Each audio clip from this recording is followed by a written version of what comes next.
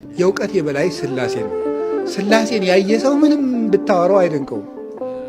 ምንም እኔ ከዋክብትን አውቃቸዋለሁ ተው እንጂ ከዋክብትስ አሁን ከፈለጋችሁ ከዋክብት የሚወጡት በዚህ ነው ቁጥራቸው እንደዚህ ብታውቃኝ ምንም ናገባ።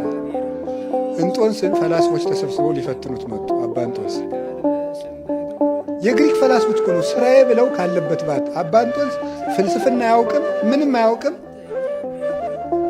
ጥበብ አያውቅም፣ ምንም ዘመናዊ ትምህርት አያውቅም። አንድ ነገር ግን ያውቃል። ማን እንደሆነ ታውቃላችሁ? እግዚአብሔር የሚያውቀው በምንድን ነው? በቅቶ ነው። እና ፈላስፎች መጡና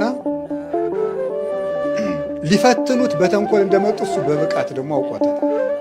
እዛም እንዳሉት ግን ልብ ካለውና እውቀት ካለው ማን ይበልጣል አላቸው። እንግዲህ ለምን ልፈትኑ የመጣችሁ ምናምን አላላቸው። ልብ ካለውና እውቀት ካለው ማን ይበልጣል አላቸው። ልብ ያለው አሉት። ስለዚህ እኔ ልብ ስላለኝ ይበልጣችኋለሁ፣ እኔ ነኝ ፈላስፋ። ገድሉ ላይ ያለ ነገር እኮ ነው የምነግራችሁ። ቅዱስ እንጦንስ ገድሉ ነው። ፈላስፋ እሱ ነው፣ በለጣችሁ ማለት ልብ ያለው ይበልጣል እውቀት ካለው። የልብ መጨረሻዋ ማረፊያ ወደቧ ማንን ማየት ነው? እግዚአብሔርን ማየት ነው። እና ያንን እኮ ነው ሐዋርያት ልባቸው ያረፈው ያ ጎርፍ ነው። ያ ጎርፍ ጎረፈላቸው። ጸጥ በኋላ ፈሪሳዊ ቢያወራ ምናምን ቢዶል ሰይፍ ዞ ቢመጣ ቁም ነገርም የለም። በጥፊ ቢያጠቃርናቸው ደስ እያላቸው ወጡ። ምክንያቱም ያ የብርሃን ጎርፍ ልባቸው ውስጥ ይጎርፋል።